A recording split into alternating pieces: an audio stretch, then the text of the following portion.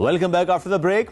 एक वक्त था सभी जब रियल एस्टेट हम देखते थे कि उसमें एक बूम था और ज़रा उसके साथ बहुत सी चीज़ें मुंसलिक होती हैं, तो इसलिए रोजगार के मौके भी बढ़ रहे होते हैं, चीजें बड़ी बेहतर समझ में जाती नजर भी आ रही होती हैं। लोगों के लिए आसानी होती है कि उनका अपना घर हो, वो इन्वेस्ट कर रहे हैं और अच्छी अच्छी उनके लिए डील्स आ रही होती है। तो आज के दौर की अगर बात की जाए, सब रुका हुआ है ना रियल एस्टेट, सब रुका हुआ है क्योंकि इन्फ्लेशन मोर देन 50% अगर हम बात करें, और ऑब्वियसली लोग अब सोच भी नहीं सकते कि वो कहीं पर इन्वेस्ट करेंगे। आप प्लॉट बेचने जाएं, आपको खरीदार नहीं मिलता। और जो पहले जिन्होंने इन्वेस्ट किया हुआ है उनसे जब बात की जाए तो कहते हैं जी खरीदार नहीं है, अब ये लॉस पे, लोग कहते हैं चल लॉस पे बेच दो, हमें हमारे पैसे वापस दे दो जितने वापस आ रहे हैं। एट द सेम टाइम बहुत से जो मार्केटिंग कर रहे होते हैं कंपनीज, वो भी काम चूंकि कम है और नई सोसाइटीज का आना बहुत कम हो चुका है, नए प्रोडक्ट्स का आना इस मार्केट में बड़ा कम सा हो गया है। बिल्कुल। तो रीजन क्या है, क्या एंटिसिपेट कर रहे हैं रियल एस्टेट से जुड़े लोग, आज हम इस पर बात करेंगे। मैं ज्वाइन किया चकोर वेंचर्स के director sales and marketing Syed Mohammad Abbas Haider Bukhari साहब ने। अस्सलाम वालेकुम जी। कैसे हैं? अस्सलाम वालेकुम जी, हाउ आर यू जी? ग्रेट। क्या हुआ, सिर्फ ये जो गवर्नमेंट चेंज होने के बाद का मामला रहा, उसने इतना इम्पैक्ट क्रिएट कर दिया मार्केट में, इतना ट्रस्ट डेफिसिट आ गया, इन्वेस्टर नहीं है, बायर नहीं है, हुआ क्या?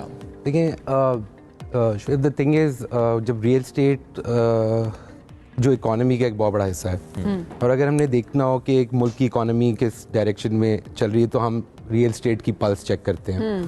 For the last 1 year the industry has been down, the sales has been low, और उसकी कई वजूहत हैं। उसकी वजूहत सबसे पहले नज़र आती है कि एक तो रजीम चेंज थी।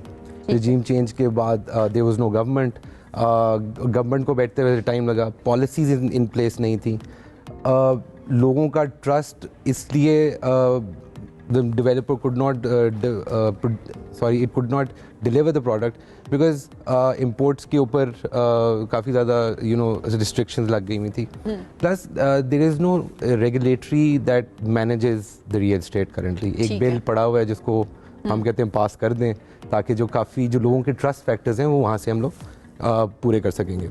सो आने वाले अगले 6 महीने में वी सी प्रोग्रेस, बिकॉज जैसे हर एक इंडस्ट्री का बस्ट होता है, बूम होता है, रिवाइवल होता है।